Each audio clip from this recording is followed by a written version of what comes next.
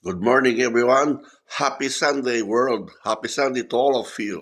Yes, kung anong aking almusal, Sunday morning. Yes, may isang Pilipino kasi na gumawa. Bumili kami ng masarap na almusal. Tingnan nyo kung anong aking almusal. Oh, my almusal for today is coffee with Coffee Mate and hopia. Hopia.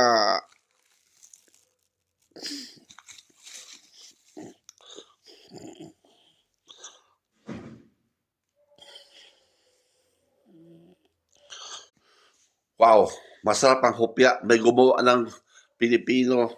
5 piraso, 3 piso lang. It's a friendly price.